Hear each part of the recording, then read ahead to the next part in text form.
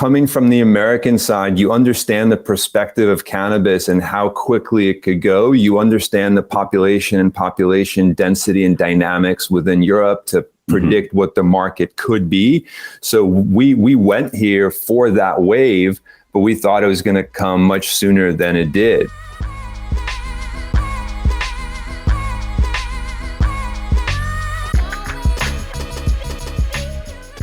From Merrill Lynch to marijuana, fusing profit with purpose. After a successful start to his career on Wall Street, derivatives trader Leo Kotlyar was in search of a more meaningful way to apply his unique skill set. And, unsurprisingly, he found it in cannabis. Fast forward 10 years and he's at the helm of Amsterdam-based strategy and sustainability consultancy DeWarrior. Excellent. Well, welcome to the show, Leo. Great to have you on. If you could just start by telling those of us out there who don't know you, who you are and what you're about, that'd be great, and we'll crack on from there. Hey, Dave. Thanks for having me. It's a pleasure to be here. My name is Leo Kotlyar. I'm the founder and current president of DeWarrior Unlimited. We are a Dutch-based regenerative management consulting company focused on the cannabis and hemp industry. We've been incorporated here in the Netherlands for just over 4 years. And that's when I came over from the United States, where we started making those inroads starting from about 2013 and 2014, when Colorado and Washington State started legalizing. So it's been a little bit of a trip coming from the East Coast of the US, then to Spain and trying to understand how the scene is there, and then migrating to the Netherlands, which has been really fertile ground for the sort of work that we do and the sort of attitude that we bring to this space. Absolutely. And again, it might be a daft question to ask why the Netherlands if you're working in cannabis. But again, that's a preconception I think we can all detect. But what was it that sort of led you to the cannabis sector in itself? Because I believe you used to work on Wall Street. Again, I don't know if you want to put it, working for the man, but but not quite. Well, but tell us, it's an interesting story. I think people learn a lot from the man. The man becomes the man because of institutional scalability and efficiencies of that scalability. So I think having the opportunity to learn the ins and out of that in a place like New York and a bulge bracket firm was completely invaluable. You're absolutely right. Academically, I was trained as an economist, macroeconomist specifically, and came out of university and started at Morgan Stanley. Was very kind of fortunate, and now I think it's some sort of divine coincidence, but my internship into Morgan Stanley, my senior year of uni, happened to do with compliance with the Sarbanes-Oxley Act of 2002. And if anyone, and I mean everyone, would know nothing about this, but essentially that was a result of a bunch of pension plans going bust in the early 2000s, and corporate scandals such as Enron and Amaranth and all these kind of shady deals that blew up in a lot of pension plans' faces. And Morgan Stanley had a deadline to comply with some of those initiatives, and they needed a class of interns to come in and essentially data entry certain paper stacks of documents regarding to the governance and contractual obligations of these clients into an auditable, traceable compliance system, right? So my first 4 months in Wall Street was literally carting a cart from the warehouse with stacks of boxes of documents for Fortune 500 companies and hedge funds from around the world and entering data into a system. We then figured out that this Sarbanes-Oxley Act part was essentially the G part of what's now called ESG. So I turned out to kind of land at the front lines of the development of ESG back in 2005 in my first entry on Wall Street. Risk management wasn't exactly my thing. I had some amazing assignments where I got to go to Hungary and set up a team and hire about 17 brilliant, absolutely wonderful people and manage them and integrate them into the Morgan Stanley risk management framework. But eventually I couldn't I couldn't do the grind without the glamour, and I transferred over to the derivative sales desk, which I thought was anything that's called derivatives is like special forces on Wall Street. Okay. And I spent the next 11 years in the derivative space working with pension plans, endowments, and foundations, kind of developing ways to invest and strategically invest while keeping the frameworks of, what we now call ESG. And ESG is environmental, social, and governance. Is that right? Correct. Right. Well done, me. And back when we were doing it and doing the filters for that, let's be honest, it's mostly G with a little bit of S with barely anything in E. And that's the interesting part, that coming into cannabis, the focus has to be reframed a bit. Mm-hmm. And you asked about the transition from Wall Street to cannabis specifically. So even the Delta Force of Wall Street, which was the derivatives desk, was, not fulfilling to say the least, but not engaging, to be honest. And right around 2013, I got an offer to go from Morgan Stanley to Merrill Lynch. And I was entertaining it as an exit offer, taking a 3-year assignment, getting paid to do something that I already know how to do at a bank that's slightly less respectable than the one that I'm in. So I get to coast and do some things on the side. Yeah, that was the intention. Mm-hmm. The on the side piece was supposed to be producing techno music. It wasn't supposed to be cannabis consulting. But as I'm going through this transition from one firm to another, they grant me this beautiful garden leave that I literally can't do anything. I can't work, and I get paid to hang out. So I fulfill my lifelong dream of becoming a ski bum. And I went from mountain to mountain, just skiing my favorite peaks. And there's something about mountains that you get to get closer to some sort of truth, at least for me. Mm-hmm. Maybe it's the lack of oxygen or just the proximity to the heavens, but whatever it may be, I was starting to get these feelings like this move to Merrill Lynch is like, I know it's temporary, but I don't even want to do that necessarily. And I started looking around, reading what kind of industries can benefit from institutional capital experience, institutional risk management experience, and understanding of highly regulated frameworks that essentially will only become more complicated as regulation increases. And at that time, what was in the news is Colorado and Washington State going full adult use legalization. And having been exposed to cannabis since my teenage years and understanding the benefit that it could have on a medicinal level, on a social level, as a replacement for opiates, as a replacement for alcohol even, I really felt positive about the movement that was starting to generate in the United States. During that garden leave, I made a few phone calls. I quickly realized who in my network was already in that industry, reached out to a dear friend named Oleg in New York City, and the rest was history. So I started my job at Merrill Lynch, but I also started a part-time CFO position of a company called Magic Within, which is now essentially a CBD formulation company called Lock and Key Remedies that exists to this day.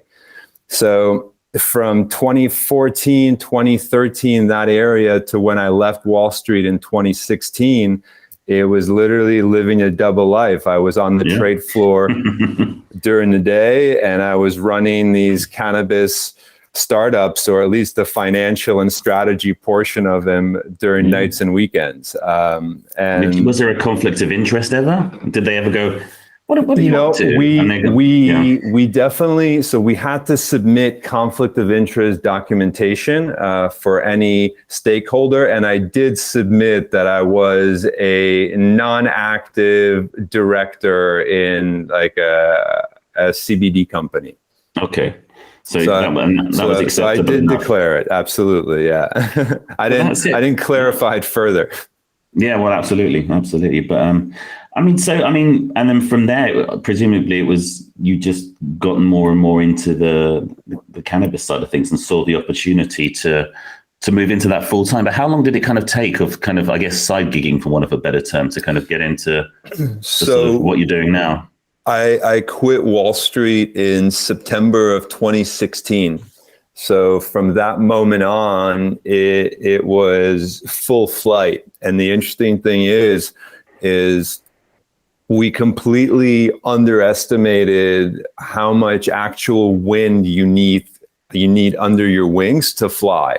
So I come out of this very cushy 12-year career on Wall Street. Every 2 weeks, there's a paycheck coming in. Every year, there's a bonus that no matter how good or bad it is, it's called a bonus for a reason. You didn't have it the day before, you have it now, right? And then it's the same amount of rent, the same amount of everything is due, but that customer base in cannabis back in 2016 on the East Coast was not happening. So we made a decision to essentially move to Europe to start that brand, because the experience we had on the East Coast, the contacts we had in Oregon and Colorado allowed us to see the opportunity, but that opportunity was too premature for the East Coast. And there's no way I was going to move to the West Coast. Like, if you're a New Yorker, you're just like, see you later. I'm either going to Europe or I'm staying in New York. There's no way I'm moving to Denver or Seattle. It's just not happening. Okay. Right. So, and I guess they're kind of mature-ish markets themselves. And I guess, well, just in the past year alone, the progress that's been made this side of the Atlantic seems to be phenomenal. And I guess you're sort of riding that wave, I guess, a little bit. I was on the board sitting, waiting for that wave for about 2.5, 3 years. Wow. And I think, coming from the American side, you understand the perspective of cannabis and how quickly it could go. You understand the population and population density and dynamics within Europe to predict what the market could be. So we went here for that wave, but we thought it was going to come much sooner than it did. Like, even if we're talking about the Dutch experiment, which we could get into a little bit if you and your audience aren't familiar, I mean, it's 2 years delayed, and it very well could be 3 years delayed, right? And all that for a consulting company is a bleed rate, right? It's immature businesses that aren't able to scale, that aren't able to require the services that we offer. So it becomes that kind of, we're ready, but is the industry actually here? And do you feel like now is the time to be, your time has sort of come to be able to do the work that you want to do, you wanted to do 2-3 years ago? 100%. Yeah. And I mean, if it wasn't for COVID, to be frank, there probably would have been an even earlier start. But I would say 2021 was a really great year for European cannabis. I think there's some major deals that were done, and the intention was shown by multiple jurisdictions, both on the medical side and the adult use side, to actually push this process forward. And that momentum generated an interest from North America, generated an interest from investors. Now we're coming into another, consolidation period. But that being said, the seeds have been planted of the possibility of what this industry could be, and kind of the proper players who have ridden those waves a few times to show the longevity that they're actually there and present and able to carry this forward. And do you think, I mean, it's not just a case of American or Canadian or North American, really, I should say, cannabis companies trying to get a foothold here. Do you think there's companies based in Europe and elsewhere that are really sort of pushing that agenda forward? Do you think it's a mixture of both? How do you see it sort of stacking up in that respect? I see the institutionalization and the kind of the corporatization from the investment side, from the internal prioritization and structuring side to the funding side. I see that being heavily influenced from Canada. But in terms of organic, locally grown European companies that are doing great work, I think there's a number of them. And I could name, examples in almost every jurisdiction. I mean, we're proud. Right now, we're really excited about one of our clients from Northern Macedonia. And to our understanding, they're the only organic biodynamic cultivator, right, providing flower to major markets such as Germany, right? And to us, it's, this sustainability side has so many kind of angles that are worth mentioning, right? And organic and biodynamic is not just a hippie buzzword to charge, 30% more at your local grocery store when it comes to cannabis.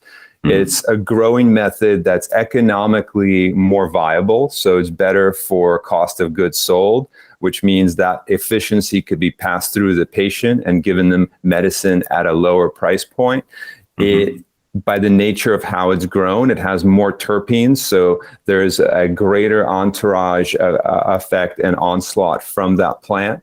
By the nature of how it's grown, it has a lower microbial load. So there's natural plant resiliency that creates a lower microbiology testing when you actually put your product to market. So doing things right and in accordance with laws of nature create a win-win-win, right? For the patient, for the plant, and for the planet itself. Absolutely. And I think more a sort of, even to sort of go back a bit and sort of say, a legitimacy level in terms of, the problem with cannabis being illegal or, in many countries is the fact that, if you're relying on street cannabis, you can't prove the quality. You don't know where you're getting it from. And even if you are taking it for medicinal purposes, which I guess a lot of people are, even if they don't realize they are, it's, you don't know what you're getting. And, there's no quality, there's nothing, and all of that. That's the benefit of one of the huge benefits of there being a legal, medical or recreational market is that you can ensure these practices are put in place, which is what I hear more and more, I think. But in terms of when you're working with a company, like you mentioned your client in North Macedonia, what point are you kind of brought in? And, what is it you're telling them about how to, you mentioned about sustainability and sort of advising them on that, on the practice. What is it, at what point will they come to you and what will you kind of seek to do essentially, just to kind of break it down a bit more? Well, we brand ourselves as a seed to IPO management consulting company. So we could start at the process any place that a client chooses. We've done licensing, so meaning there's an investor who wants to own a license in Greece or Macedonia or Malta, and they want to put together the whole project plan and the team and everything and the perspectives and the pro forma, right? And it becomes an iterative process of helping them connect to the right suppliers, helping them draft the proper SOPs, guiding them through past pitfalls where certain things may be acceptable, but would be harder to pass some sort of an audit once it's time for that. But we could also be brought in at the very end, right? So we have clients who are already multinationals or MSOs who are looking to IPO, who are looking for that late stage funding where it's going to be institutional capital and are looking for us to assess their current ESG metrics, to frame it in a language that can be used for internal communication to remediate issues that were found out, and for external communications to satisfy various requirements in conjunction with that ESG. So for example, the TCFD, or the Task Force for Financial Disclosure for Climate Change. Certain public listings now will require a TCFD disclosure. So DeWarrior could be brought in at the very last step to do an assessment and create that report. or we could do a business development project that's completely not related to ESG, but show a customer in a particular way that they're doing something in a sustainable way, and find a market for them under the ESG kind of overall project management umbrella.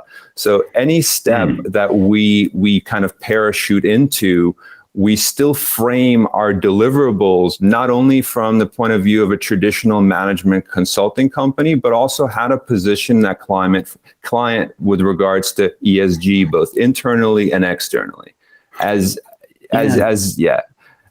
No, it's interesting. I mean, in terms of ESG, in terms of getting investors on board, in terms of compliance, I mean, just how important is it? I mean, it's not something, I mean, other than speaking with yourself, I've heard a great deal about, if I'm honest. I mean, obviously there are sort of sustainability concerns, and it's clear to me that a lot of people starting cannabis companies are really keen to, build the type of industry as a whole that, has been lacking in other areas, for example, that, and it's almost like in so many different ways, cannabis is a sort of reset button for businesses to operate a lot more ethically.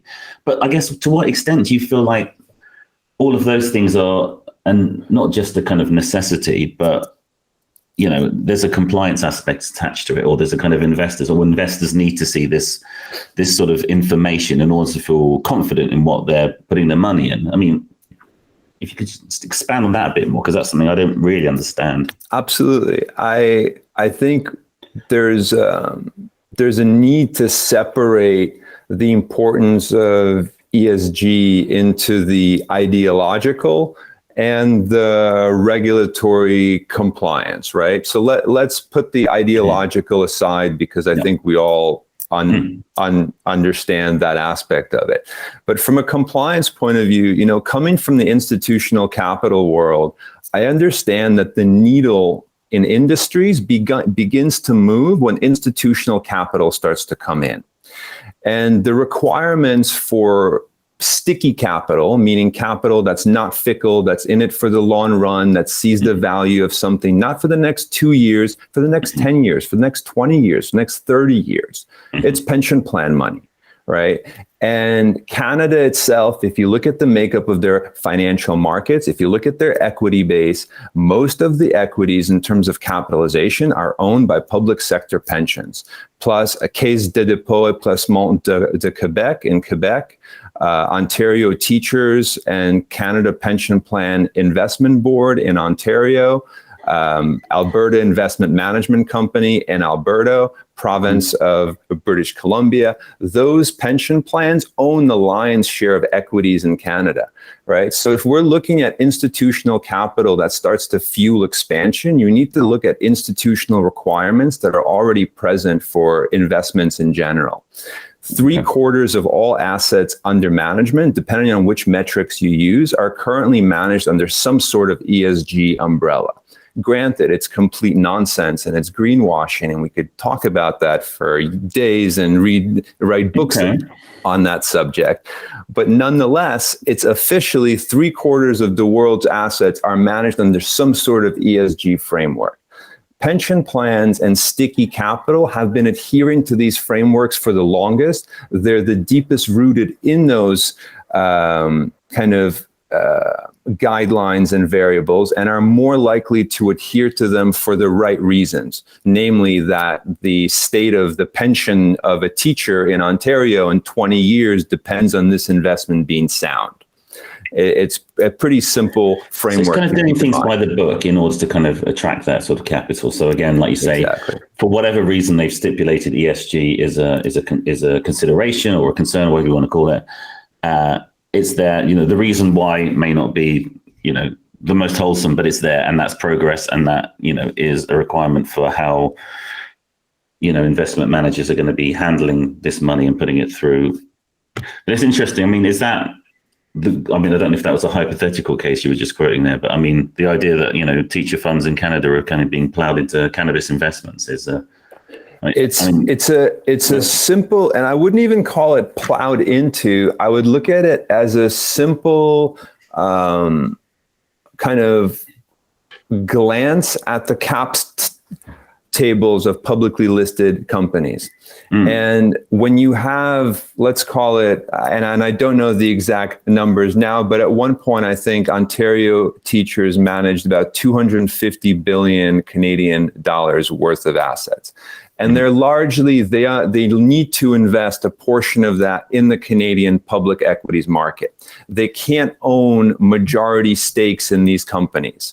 So when you start to spread that amount of money around in low-level capitalized markets, some of it has to land in alternative equities that are part of the indices, right? So even if you're included in the TSC 60, which is essentially the top 60 capitalized stocks in Canada, so if you're a cannabis exchange, yeah. So if you're included in that index, and a pension plan will own X amount of TSC 60 futures, and it will be in the hundreds of millions, if not billions. So if you own that much and it's part of that index, you're going to passively invest in cannabis companies. Wow, I did not know that. And that's a really fascinating insight. I mean, again, from the financial perspective, I mean, understanding how that all works is, something I completely have no idea about, really. But I mean that. But let's bring it real down to the micro level. There's one of the best kind of venture early stage private equity funds in the cannabis space happens to be located in London, called Artemis Growth. And Artemis has an ESG mandate. So when they take on investments, they do have an ESG protocol that they take their companies through. And they have a very strong ideological base for doing so, but they're also positioning themselves for future exits and future requirements, and understanding that that is a necessity, and that necessity will only grow as we progress in this kind of day and age. So really, a big part of what you do is, from a broader industry perspective, is bringing that level of legitimacy and to cannabis companies in order that they can attract the sort of capital they need to grow. That's absolutely true. We frame ourselves very often as experts in communications who are able to translate the language of cannabis from the roots to the suits. No, that's really cool. That's really cool. So, I mean, in terms of the sort of, obviously naming names, I'm not sure if you can or not, but thinking about the types of businesses you're working with, is it just a really broad sweep of kind of everything from ancillary businesses to kind of, people growing to all of that to all, how does that kind of stack up in terms of the sort of companies you work with? We have various kind of levels of engagements. We're part of a consortium that just won an ESG bid with Curaleaf, and that's going to be an 18-month project and a deep dive into how to take Curaleaf to the next level and solve some of their most pressing issues.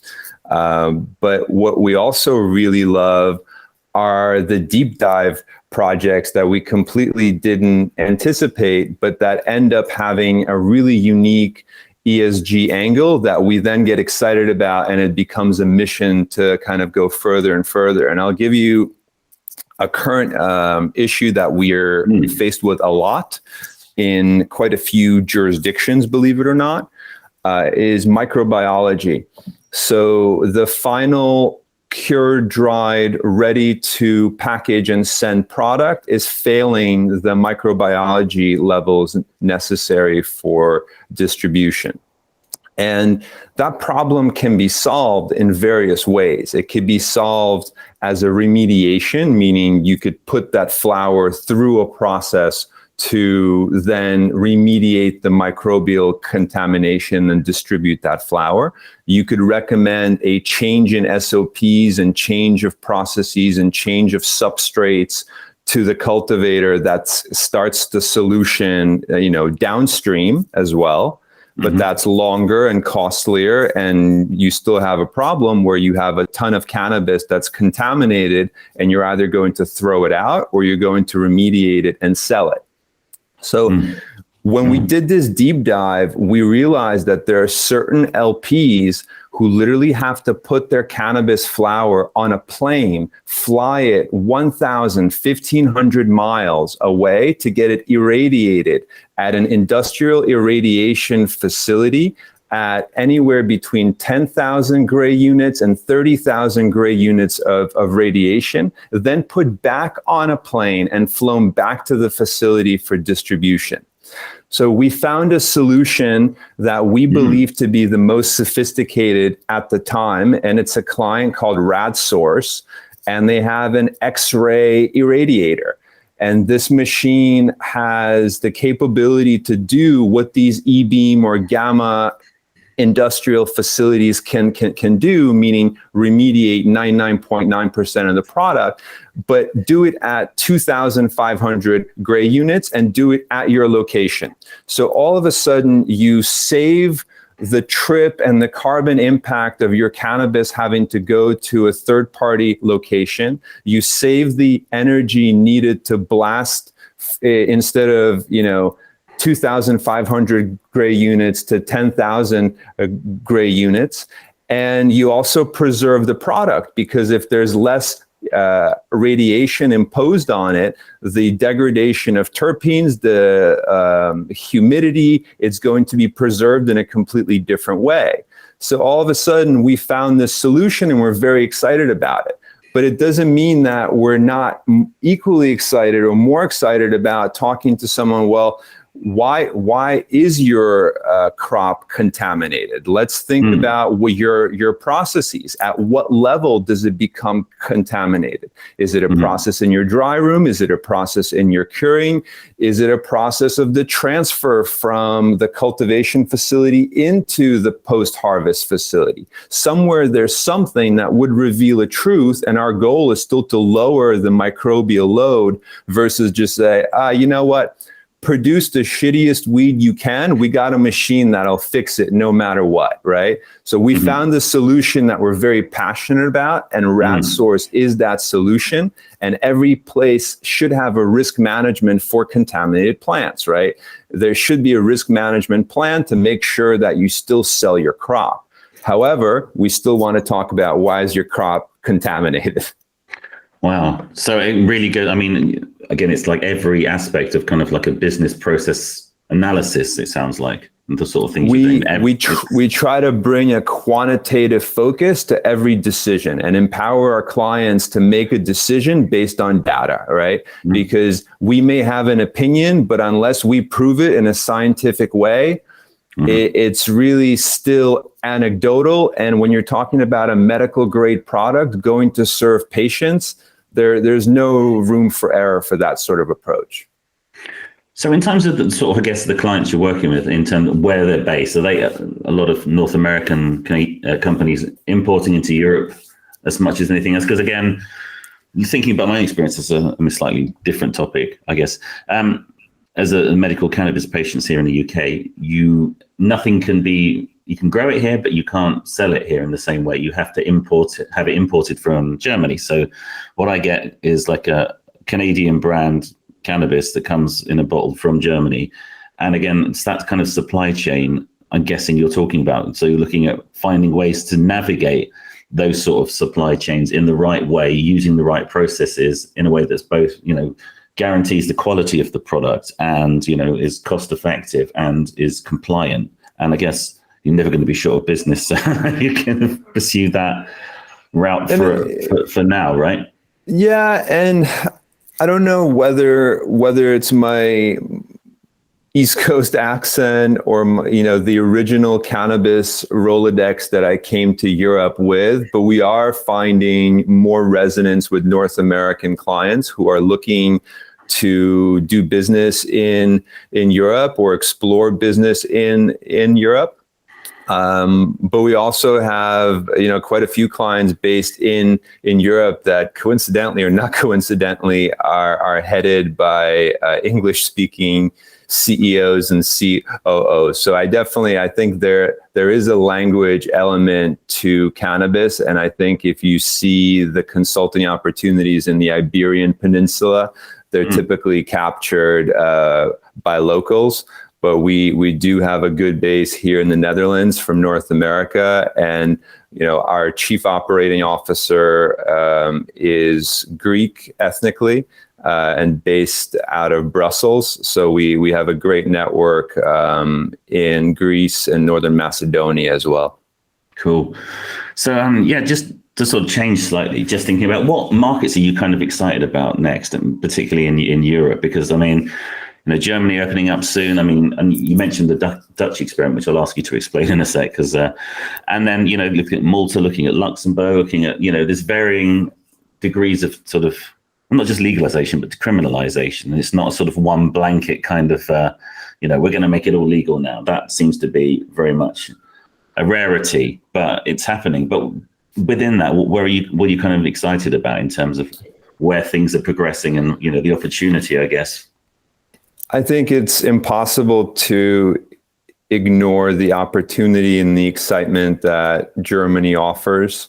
It will become, depending on how quick Mexico gets its act together, but Germany will become the biggest single market the moment it legalizes, provided Mexico doesn't beat them to the punch.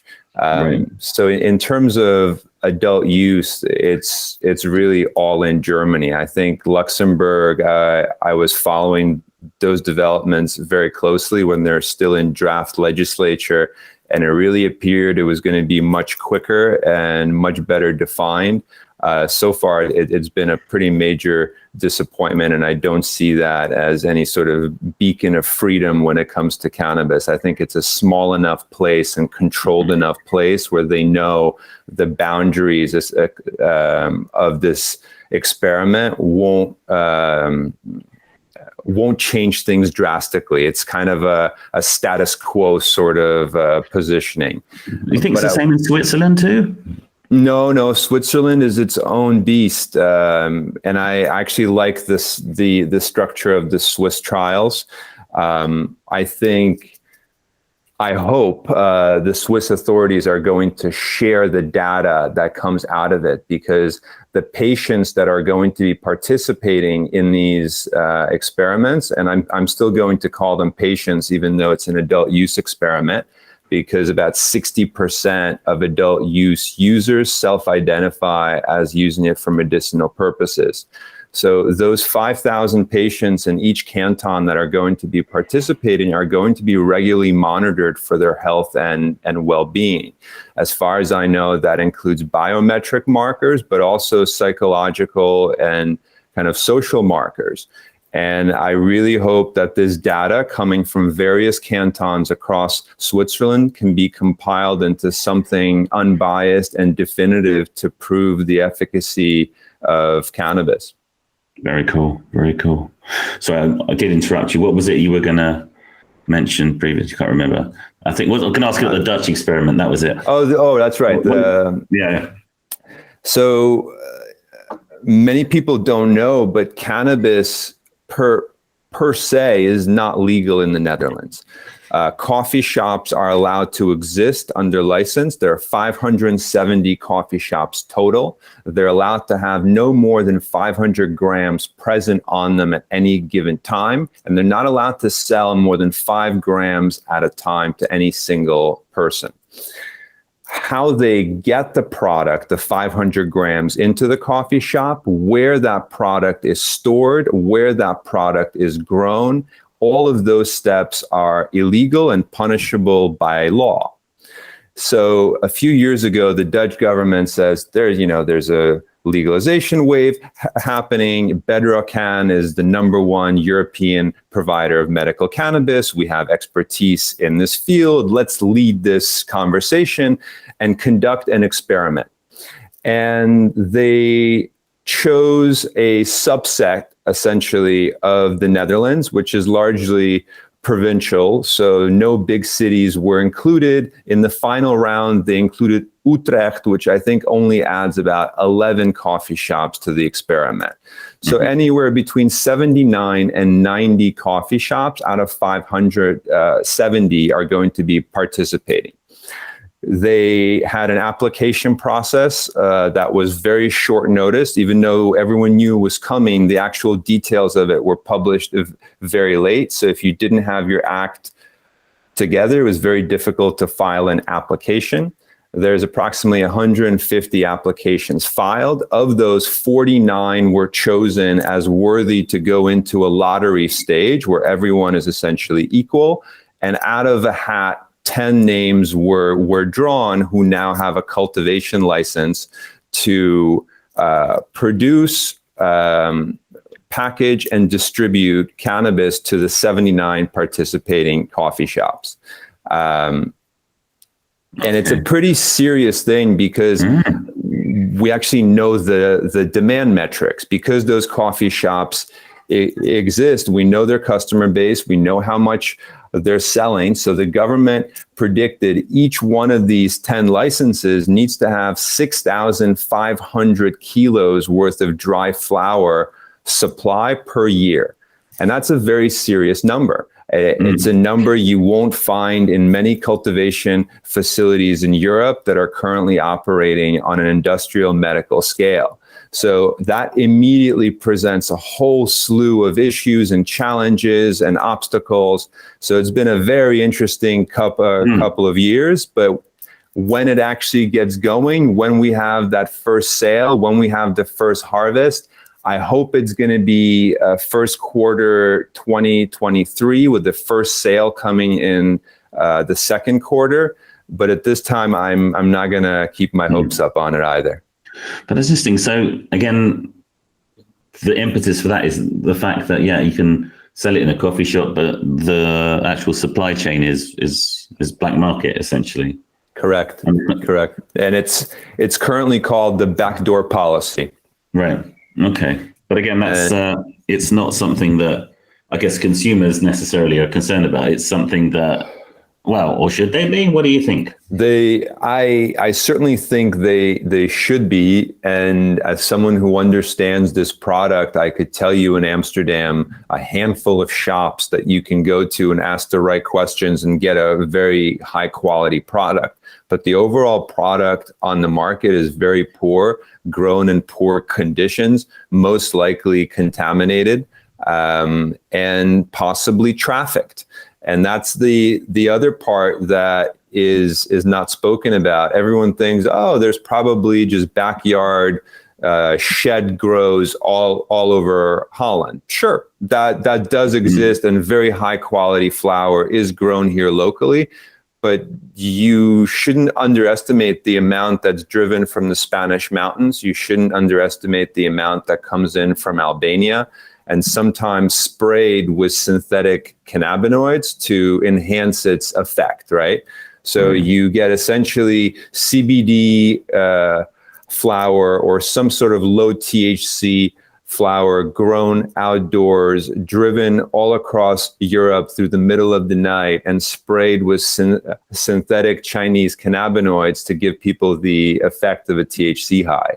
And that is a concern on this market. And for countries so vested in cannabis from the 1970s, there's absolutely no reason why that should exist on this market. Yeah. I mean, again, thinking about the UK market a little bit, I mean, there's been there's been a bit of a media thing around the idea of spice or whatever it is, again, basically taking plant matter and spraying it with synthetic cannabinoids. And again, it just makes you think if there was, the sort of, actually, when I interviewed James Smith, I had a discussion about it, the amount of people who could benefit from medical cannabis alone, I think you put it as something like, a third of the population probably could if they knew about it, because the alternative is just so dire, to kind of, you don't know where, unless you can guarantee the provenance, the quality, all of that, then you're kind of playing with fire a bit. And that's potentially, culturally why it feeds into this whole negative stigma, or as that has perpetuated for so long. And I mean, arguably that plays a part in it, and it's not the be all and end all, but it's part of why, it's like, well, how do you mean it can cure anxiety? What does it mean that, it can use, not cure anxiety, but, use as a treatment for it, or what, and then people just say, well, when I've had it, I've just freaked out and had a completely bad experience. And there could be a number of reasons for that, but it doesn't help when, the sort of supply chain is, well, illicit to that extent because there's nothing regulating it more so than it being illegal for its own sake, And I think, James is absolutely right, but I think that 1/3 number could come up as high as 100% if we're talking about a replacement product for something like alcohol. And I'm not saying a replacement product from this point of view of, alcohol doesn't need to exist, but it can coexist in a way that cannabis currently doesn't, right? And once you have fast acting, water soluble THC with a fast onset mode of delivery, meaning you don't have to wait a half hour for your first can of drink to kick in, you're going to prefer that over your beer. It's going to be lower calorie. It's going to be a cleaner, uplifting feeling, and you're certainly going to feel better the next day having consumed it. So I'm seeing the trends, now they're not very encouraging for a country like Canada. The beverage market and the edibles market is really stagnant. But I think that has to do more with the advertising and the marketing and the social aspect of kind of that bridging that equivalency between a soft alcohol beverage and a 2.5 to 5 milligram THC beverage. And it's interesting. I mean, I was speaking to someone actually when we met at ICBC in Barcelona. I was speaking to someone there, and she was a British lady whose sister was living in California. She said, the idea that you can go there and go out for dinner, call someone up and, have them deliver, essentially gummies or whatever it is to your table at a restaurant.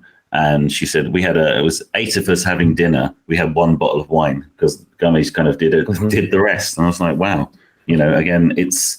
but again, that sort of scenario here, well, here in the UK at least, and I guess probably for a lot of Europe, seems so distant right now.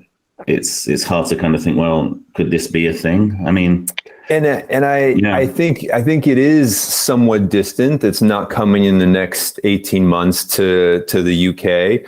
But from our point of view, I think consulting with clients who are actively part of the science, who are actively developing formulation, we know that the industry is ready for it. And I guess we're very fortunate that we get to play a little bit of a Nostradamus role. We get to see where the industry could possibly go from the earliest stages because we're working with these companies. We're helping them get funded. We see them grow. And then as the market opens and develops, there's amazing products that are able to enter the market. And that's both for wellness and medical. Like people think medical is extracts and flower, but there are transdermals, there are sublinguals, there are oromucosal nebulizers. There's all sorts of things that allow the molecules to enter the body and to connect with the body in ways never before possible in the modes of consumption that we normally associate cannabis with. So this wave of innovation is really going to open those markets for the average consumer, whether it's a patient that is going to get the prescription for these modes of delivery and molecules, or whether it's an adult use patient also, who will choose to have a low THC drink with a friend instead of puffing on a J, right? And I think that's what I'm interested in seeing, kind of when will that mainstream happen? When will we see it in movies or Netflix shows? And it won't be, hey, did you see what happened there? When it becomes normalized. Absolutely. And if you have to, again, to wrap up, if you had to put a finger in the air and sort of say, well, when will that be? Maybe this side of the pond. What do you think? 8 to 10 years, maybe? Sooner? I think Germany, it will happen within the next 3 years. That's it. And so you think a domino effect from there, maybe? I think this movement of the new party getting elected after Merkel's kind of very long reign, I think there's a focus on them. There's a spotlight on them. The people are excited about cannabis. So I think there's going to be a lot of products, a lot of innovations. There's going to be interesting things happening in Germany for sure. Mm-hmm. And I'm hopeful with, I don't know if you've seen the mayor of London, Sadiq Khan's gone over to California. I did so, see that. Fingers crossed he comes back and, if you can get it decriminalized in London, well, that's I think California may be one of the worst models to use as an example and to follow. But hopefully he realizes what to do while not to do at the same time. Well, that's it. We can only hope, but no, it's great. But thank you so much for joining me, Leo. I really appreciate it. And good luck with it all. And thank you so much, Dave. It was a real pleasure. Appreciate it. Good stuff.